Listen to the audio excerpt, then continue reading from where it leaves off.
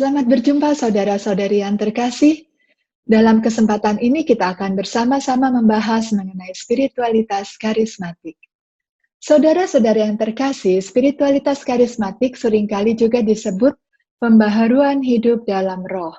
Nah, sebagaimana kata spiritualitas pada umumnya, itu berkaitan dengan jalan hidup rohani, berkaitan dengan pilihan kita untuk meneladani Yesus. Bagaimana caranya? Nah, sebagai seorang Karmelit Eliana, yaitu Putri Karmel CSE dan KTM, itu memiliki spiritualitas yang khas. Mengapa? Karena merupakan perpaduan antara Karmel dan karismatik. Apa keuntungannya? Keuntungannya itu begini. Dengan memiliki spiritualitas yang khas yang merupakan integrasi sempurna antara Karmel dan karismatik, maka setiap insan Karmel Eliana, pertama-tama dia sungguh-sungguh akan mengalami kenyataan Allah itu hidup. Allah itu nyata, dan dia memiliki hubungan pribadi yang sungguh hidup dan nyata melalui pencurahan Roh Kudus. Dalam hal inilah spiritualitas karismatik atau spiritualitas pembauran hidup dalam roh memiliki peranan yang sangat penting. Dan kemudian dalam kehidupan selanjutnya, spiritualitas Karmel akan menolong setiap insan Karmel Eliana memasuki lorong-lorong doa, untuk semakin bergaul dengan Tuhan, untuk dapat semakin bersatu dengan Tuhan dalam cinta kasih. Dan kemudian dalam melayani umat Allah, spiritualitas karismatik ini akan menolong setiap insan Karmel untuk terbuka terhadap segala karisma-karisma Roh Kudus. Nah, oleh sebab itu saudara-saudariku yang terkasih, kita bersyukur dan berbahagia karena seorang Karmel Eliana itu memiliki spiritualitas yang indah. Walaupun tentu saja sekali lagi seperti yang pernah saya katakan dalam sesi sebelumnya, bahwa tidak ada spiritualitas yang paling bagus atau paling jelek. Yang ada adalah mana yang paling cocok untuk kita. Nah, khusus dalam kesempatan ini kita akan membahas mengenai spiritualitas karismatik atau spiritualitas pembaharuan hidup dalam roh. Sebelumnya, saya ada sebuah cerita untuk Anda. Ada seorang pangeran. Dia menyukai seorang gadis yang sayangnya gadis ini merupakan anak tiri dalam sebuah keluarga yang kaya. Walaupun keluarganya kaya, si anak tiri ini diperlakukan sebagai seorang upik abu yang miskin dan di dapur dan di belakang. Tapi sang pangeran begitu mencintai si upik abu ini. Suatu hari, sang pangeran ingin memberikan sebuah kalung mutiara bagi gadis yang menjadi dambaan hatinya itu. Tapi sayangnya si upik abu ini punya kakak tiri yang penuh dengan iri hati dan begitu membenci adik tirinya. Nah, pangeran ini berpikir, kalau dia memberikan kado kepada si upik abu, tentu kakak tiri akan merebutnya, dan si adik tiri akan disiksa. Lalu apa yang dilakukan oleh pangeran? Ia menyiapkan 2 hadiah. Lalu untuk sang kakak tiri, dipersiapkan kalung yang biasa saja, tapi dibungkus dengan sangat rapi dan indah. Lalu kalung mutiara buat si upik abu dibungkus dengan kain yang kumal, sehingga terlihat seperti barang yang tidak berharga. Nah, ketika diberikan, sang kakak tiri itu begitu senangnya karena dia melihat bahwa bingkisan buat dia itu sangat bagus dan sangat indah. Dan ketika dibuka isinya adalah kalung biasa, tapi dia sudah begitu senang. Nah, sementara si upik abu, ketika dia menerima hadiah yang kelihatannya begitu kumal, kotor, dan sederhana, dia menerima tetap dengan senang, karena dia tahu pemberinya adalah sang pangeran yang dia kasihi. Dan ketika dibuka, dia semakin berbahagia lagi, karena ternyata isinya adalah kalung mutiara yang sangat indah. Nah, saudara-saudariku yang terkasih, kita mau berbicara apa soal bungkus-membungkus ini? Sang pangeran, dia berhasil memberikan kalung mutiara yang indah kepada si upik abu karena apa? Karena si upik abu tidak memperhatikan bungkus. Kalau dia memperhatikan bungkus, maka dia akan membuang bingkisan itu. Dan selama-lamanya dia tidak akan pernah menerima mutiara yang indah. Apa yang mau saya katakan di sini bahwa seringkali orang itu menolak pemberian yang indah dari Tuhan karena dia melihat bungkusnya. Nah, demikian juga dengan spiritualitas karismatik atau seringkali disebut dengan spiritualitas pembaharuan hidup dalam roh. kita bisa melihat spiritualitas ini dari segi teologisnya dan dari segi sosiologisnya. Dari segi teologis, sebetulnya spiritualitas pembaharuan hidup dalam roh itu adalah keterbukaan kepada bimbingan Roh Kudus dan segala karisma-karismanya. Sementara seringkali orang melihat karismatik itu dari luarnya. Oh, pokoknya tepuk tangan itu karismatik. Oh, pokoknya kalau yang nyanyi angkat tangan, loncat-loncat itu karismatik. Padahal tidak begitu, itu adalah bungkusnya.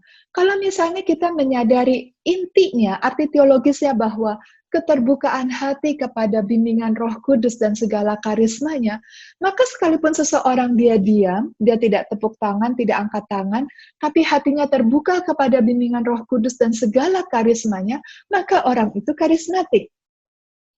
Nah, saudara-saudariku yang terkasih, oleh karena itu saat ini saya ingin mengajak Anda bahwa jangan pernah kita menolak atau jangan pernah kita menghakimi segala sesuatu dari luarnya saja. Nah, demikian juga secara karismatik. Hal-hal yang sosiologis itu sebetulnya hanya bungkus. Itu dipengaruhi oleh apa? Dipengaruhi oleh karakter seseorang, dipengaruhi oleh kebiasaan seseorang, dipengaruhi oleh lingkungan itu, tempat orang itu berada, dan masih banyak hal yang bisa mempengaruhinya. Nah, oleh karena itu saya ingin mengatakan kepada Anda, jadi Anda tidak usah berkecil hati kalau misalnya Anda tidak bisa melompat-lompat, lalu merasa diri tidak bisa karismatik. Itu salah. Karena karismatik tidak identik dengan melompat-lompat.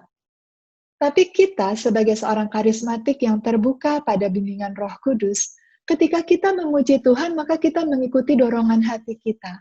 Jadi kalau kita mengangkat tangan, kita bukan mengangkat tangan supaya dibilang karismatik, bukan. Tapi kita mengangkat tangan karena mengikuti dorongan hati kita yang ingin menyembah Tuhan.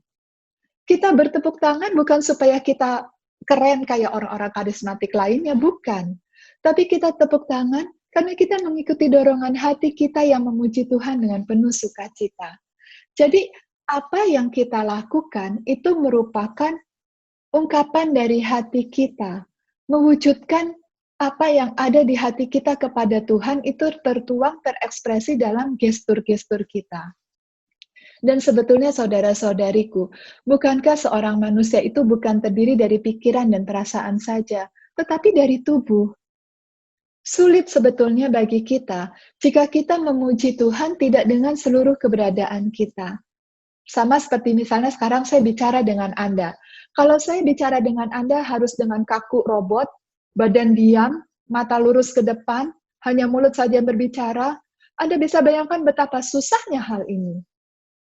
Tapi ketika saya berbicara dengan Anda, saya berkomunikasi dengan mata saya, dengan tangan saya, dengan seluruh ekspresi wajah saya, dengan seluruh keberadaan saya, maka saya sungguh-sungguh merasa saya sedang berkomunikasi dengan Anda. Demikian juga ketika kita dengan Tuhan. Ketika kita memuji Dia, kita menyembah Dia, kita mengangkat tangan, kita bertepuk tangan, itu semua merupakan dorongan hati kita, merupakan ekspresi kita. Nah, karena itu jangan pernah kita berhenti sampai dibungkus.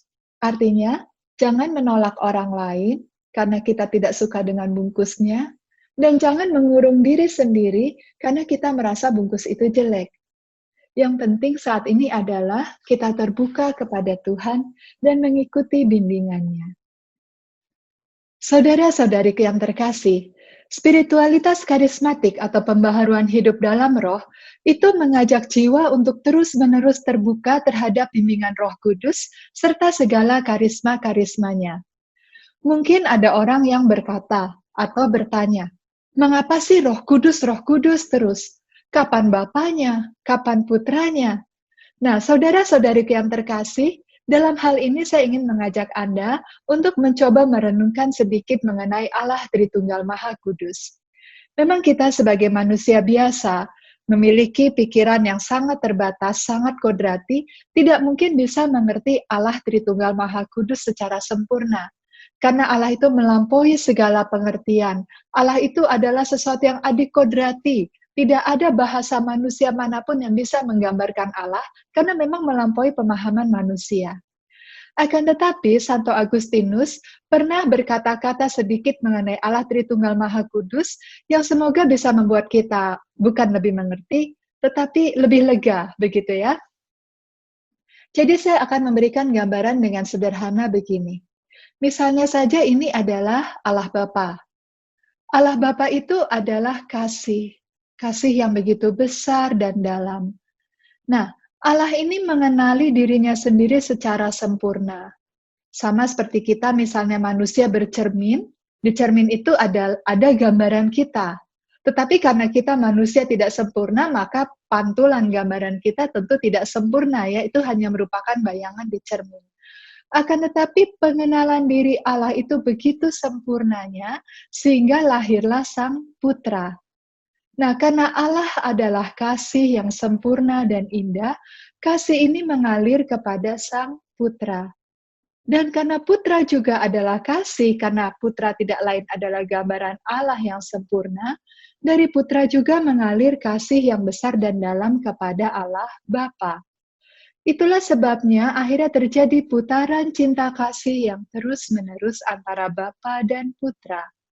Putaran cinta kasih yang tak berkesudahan inilah yang disebut roh cinta antara Bapa dan Putra, atau tidak lain kita kenal dengan Roh Kudus. Maka kita mengerti sekarang kalau kita bicara Roh Kudus itu tidak mungkin lepas dari Allah Bapa atau Allah Putra. Nah, spiritualitas karismatik atau pembauran hidup dalam roh, maksudnya bagaimana kita hendak melemparkan diri ke dalam putaran cinta kasih yang tak berkesudahan ini. Sehingga hidup kita ini digerakkan oleh Roh Kudus, dibimbing oleh Roh Kudus, dihidupi oleh Roh Kudus. Sekarang tentu akan muncul pertanyaannya, bagaimana caranya agar kita bisa tumbuh dan berkembang di dalam spiritualitas karismatik ini? Nah, saudara-saudariku yang terkasih, untuk bisa terus bertumbuh, salah satu caranya adalah banyak berdoa dalam bahasa roh. Karena sebagaimana yang dikatakan oleh Santo Paulus kepada umat di Korintus dalam surat pertamanya, ia berkata, siapa yang berkata-kata dengan bahasa roh, ia membangun dirinya sendiri. Tetapi siapa yang bernubuat, ia membangun jemaat. Jadi karisma-karisma Roh Kudus itu biasanya dipakai untuk melayani umat, misalnya bernubuat, mujizat, dan sebagainya. Akan tetapi khusus karunia bahasa roh, ini diberikan Tuhan kepada kita untuk membangun diri kita sendiri, untuk semakin bertumbuh di dalam hidup rohani, semakin bersatu dengan Tuhan. Saudara-saudariku yang terkasih, saya ingin bertanya kepada Anda, apakah Anda bisa mengerti bahasa roh? Maksudnya ketika Anda berdoa dalam bahasa roh, apakah Anda mengerti apa yang Anda doakan? Apakah Anda mengerti setiap kata yang Anda ucapkan dalam bahasa roh? Tentu umumnya tidak mengerti. Kalaupun ada yang mengerti, itu dibutuhkan suatu karisma khusus yang menginterpretasikan bahasa roh yang diucapkan oleh orang lain. Dan itu biasanya bukan untuk membangun diri sendiri, tetapi untuk melayani umat Allah. Tetapi doa bahasa roh yang biasa kita pakai dalam kehidupan sehari-hari untuk membangun hidup rohani kita secara pribadi, itu tidak dimengerti. Karena oleh roh kita, dalam roh juga kita mengucapkan kata-kata yang rahasia. Nah, saudara-saudariku yang terkasih, apabila bahasa itu tidak bisa dimengerti, tidak ada subjek, predikat, objek, lalu untuk apa kita bisa bahasa roh? Untuk apa kita berdoa dalam bahasa roh?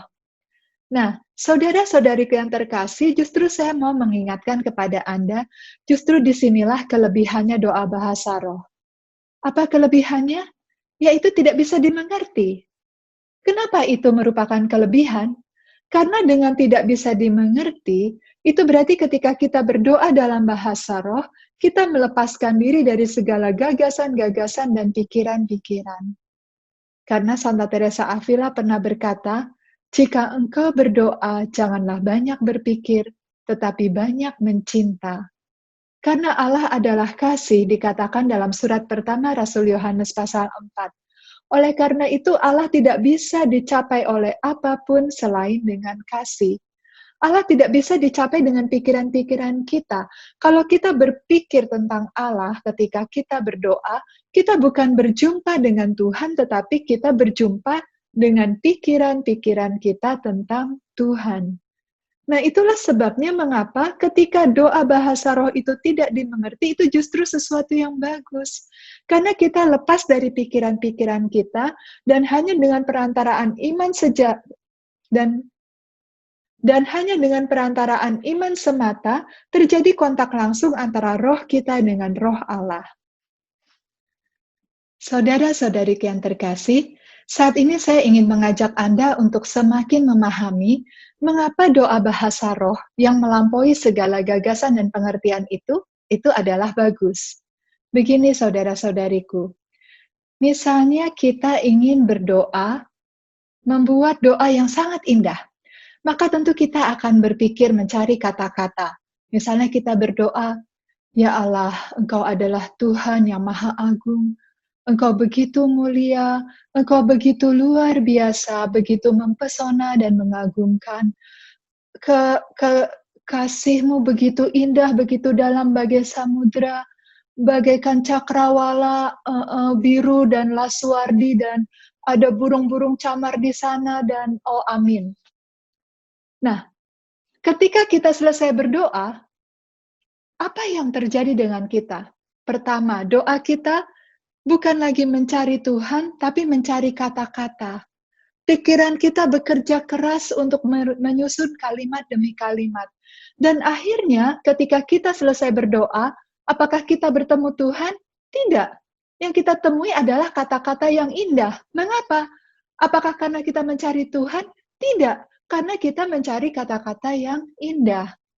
Nah, itulah sebabnya saudara-saudariku, berdoa dengan kata-kata itu adalah sangat bagus, bagus sekali. Tetapi apabila kata-kata itu telah begitu menjerat dan membebani pikiran kita, maka itu sudah bukan lagi menjadi doa yang bagus. Oleh sebab itu, ketika bahasa roh itu mengajak kita berdoa tanpa kata-kata, tanpa memakai pikiran, itu menjadi doa yang lebih tinggi daripada doa verbal. Dan memang sebetulnya Allah itu melampaui pengertian kita. Bagaimana caranya kita mendefinisikan Allah? Kalau misalnya saya mengatakan Allah itu Maha Agung, apakah betul? Betul. Tetapi apakah sudah menggambarkan Allah seutuhnya? Belum. Kalau saya mengatakan Allah itu Maha Agung dan Maha Rahim, apakah betul? Betul. Sudah menggambarkan Allah sepenuhnya? Belum. Dan kalau misalnya saya tambah Allah itu adalah Allah yang Maha Agung, Maha Rahim, mempesona, mengagumkan, penuh kasih sayang, Maha Pengampun, apakah itu semua sudah menggambarkan Allah? Juga belum. Tidak ada bahasa manusia dimanapun yang dapat menggambarkan Allah seutuh-utuhnya. Karena Allah melampaui pengertian manusia. Oleh sebab itu, doa bahasa roh itu merupakan sesuatu yang indah karena kita dilepaskan dari segala kata-kata dan gagasan. Dan sesungguhnya doa yang paling tinggi itu adalah kontemplasi. Mengapa demikian? Karena dalam kontemplasi, kita tidak lagi bermain di level akal budi, di level pikiran, tetapi yang ada adalah saling memandang antara kita dengan Allah dalam keheningan. Dan itu sebabnya mengapa doa bahasa roh dan doa Yesus itu menjadi doa yang tinggi pula, karena semakin sederhana sebuah doa, semakin ia melepaskan diri dari pikiran-pikiran, maka semakin tinggi doa itu. Karena pada saat itu, yang lebih aktif di dalam diri manusia bukannya manusia lagi, melainkan Allah. Dan sebagaimana doa Yesus, doa bahasa roh juga bisa menghantar kita kepada kontemplasi. Bahkan ada seorang Abbas Lazarus yang mengatakan dengan gamblang bahwa doa bahasa roh senantiasa bermuara pada kontemplasi. Ya, saya berkata senantiasa ini menurut pengalamannya Abbas Lazarus ya. Jadi tidak semua orang memang seperti itu, karena kontemplasi itu juga adalah anugerah.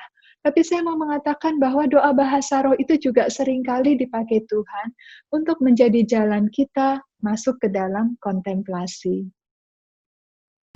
Saudara-saudariku yang terkasih, peranan Roh Kudus itu begitu penting dalam kehidupan kita, terutama dalam kehidupan spiritual kita.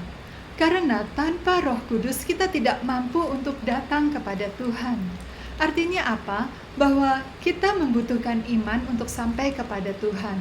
Yohanes Salib mengatakan, iman adalah kaki yang melangkahkan kita untuk sampai kepada Tuhan.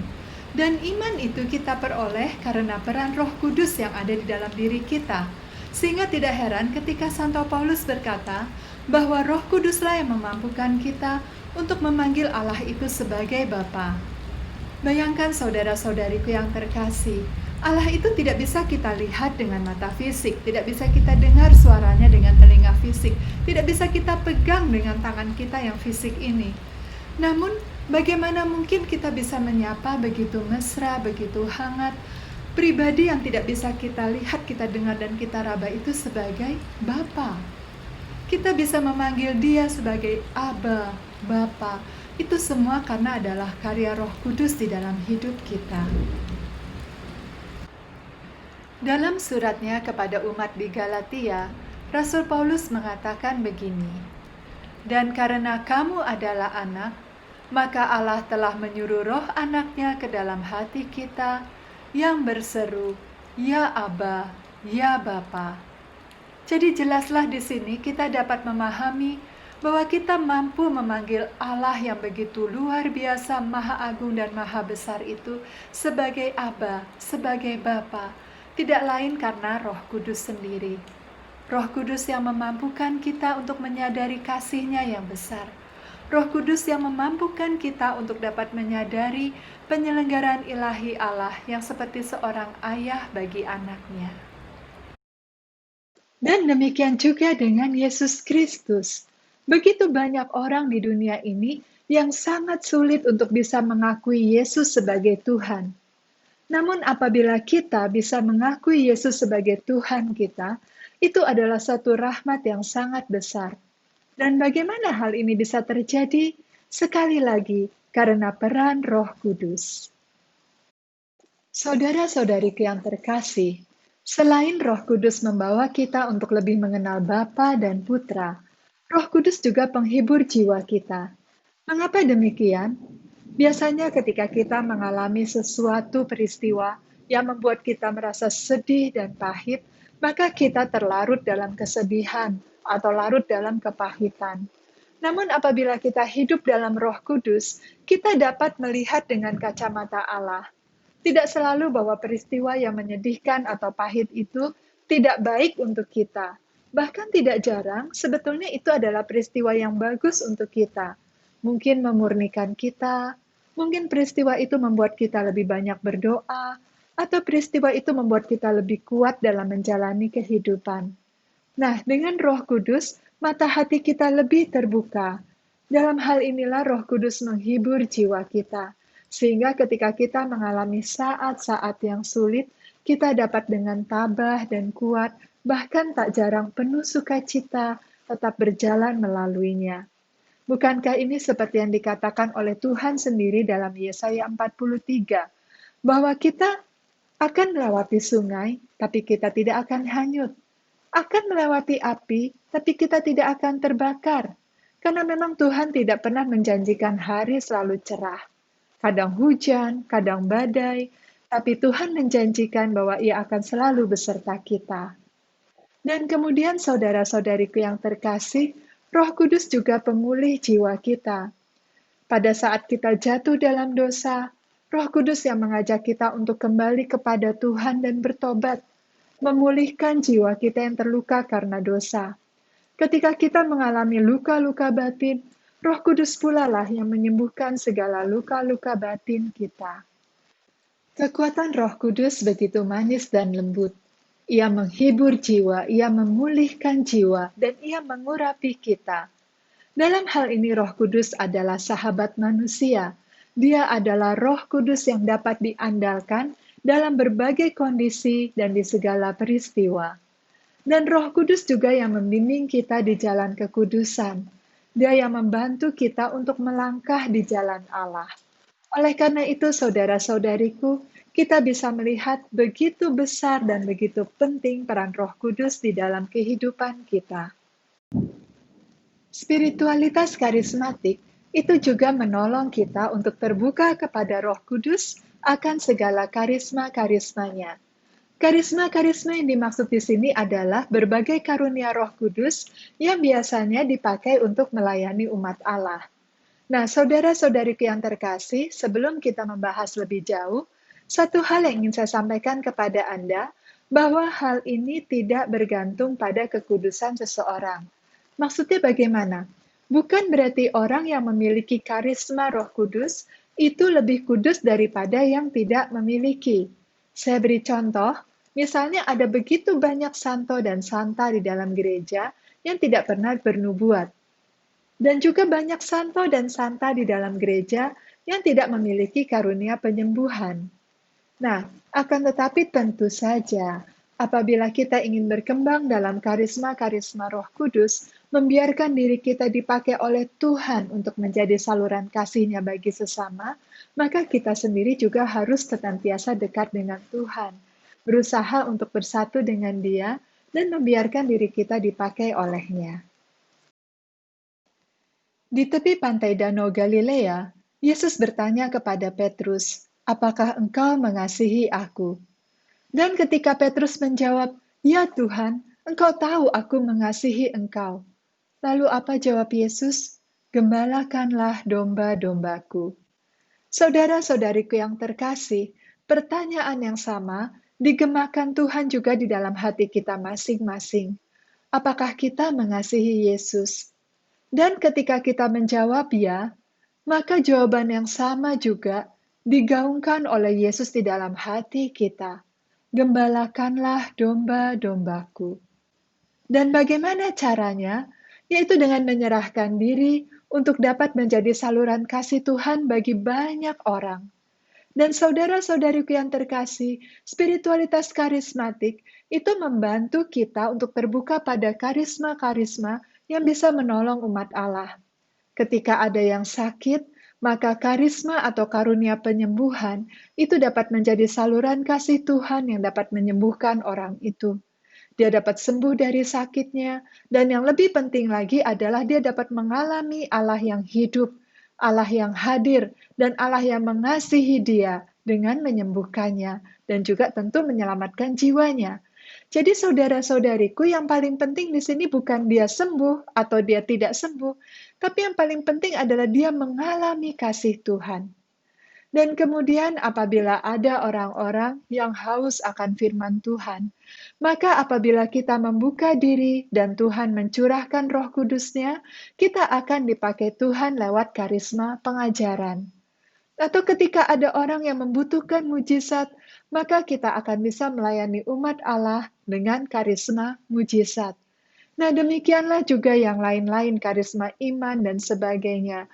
Itu merupakan karunia-karunia Roh Kudus yang diberikan sewaktu-waktu dalam diri seseorang untuk dapat membawa orang lain sampai kepada Allah. Jadi, saudara-saudariku, apa sebetulnya yang menjadi inti dari spiritualitas karismatik? Tidak lain adalah kerinduan kita untuk kembali ke zaman gereja awali. Kalau kita pelajari kitab suci, sesudah Yesus naik ke surga, apa yang terjadi dengan gereja awali? Apa yang terjadi dengan para rasul serta para jemaat pada waktu itu? Karya Roh Kudus sungguh-sungguh nyata di dalam gereja.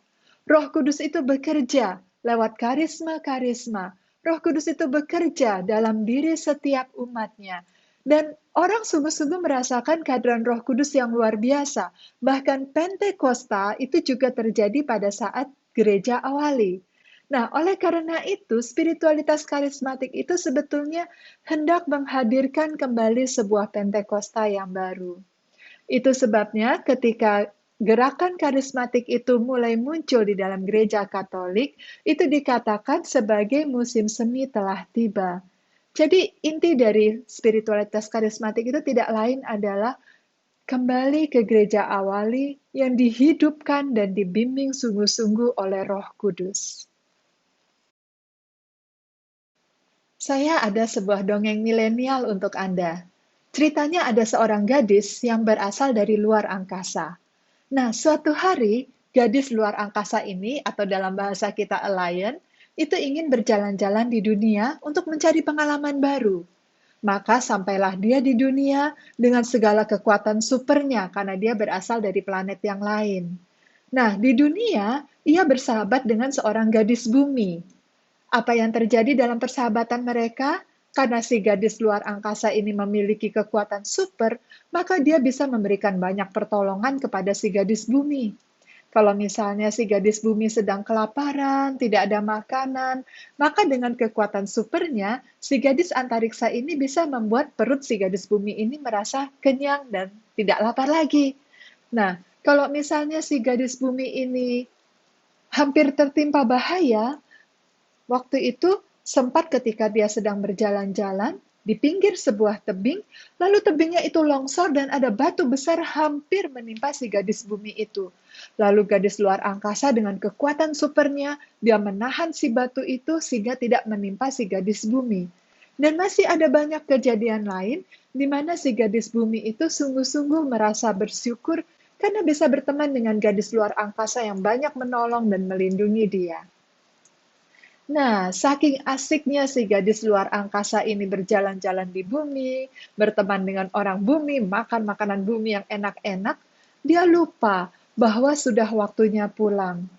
Akibatnya apa? Daya di dalam tubuhnya itu habis, baterainya habis begitu ya, bahasanya kita. Sehingga akhirnya kekuatan supernya pun hilang.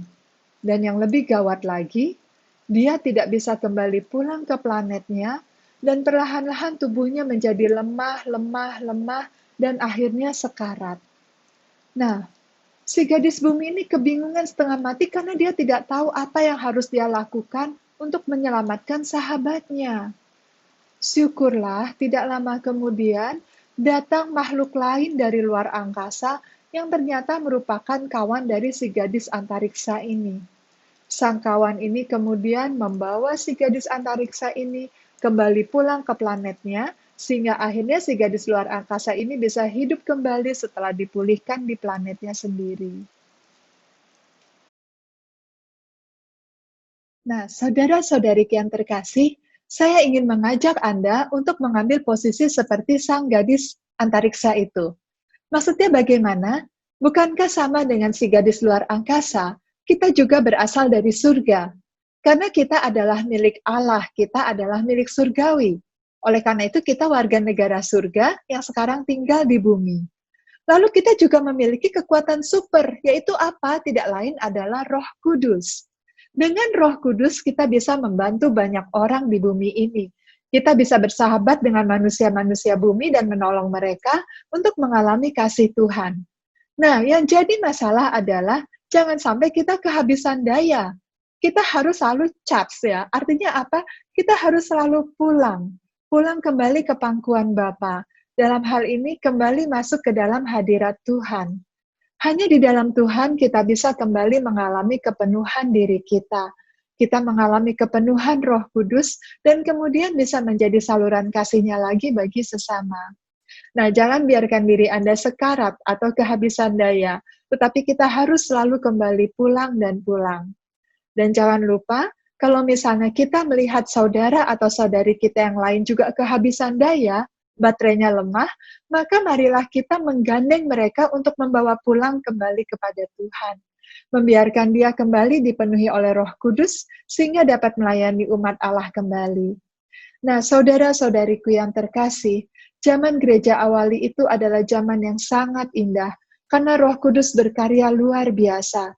Banyak umat bisa bahasa roh, banyak umat bisa karisma-karisma Roh Kudus dan melayani orang.